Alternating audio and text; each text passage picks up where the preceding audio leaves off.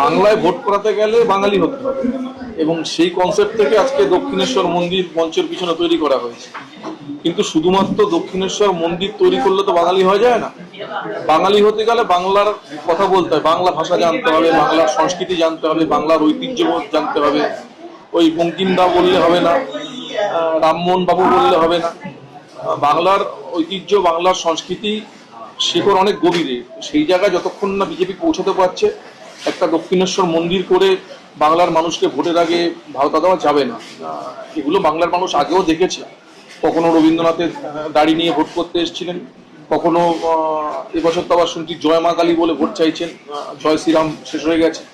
এগুলো মানুষ ধরে ফেলেছে। বাংলার মানুষ 24 ঘন্টা বিপদে আপদে যাকে পায় বাংলার জননেত্রী মমতা বন্দ্যোপাধ্যায়কে আবারও নির্বাচিত প্রায় করে ফেলেছেন। সেটা নির্বাচনের রেজাল্ট বেরোলেই দিল্লির মানুষটা যা বোঝার বুঝে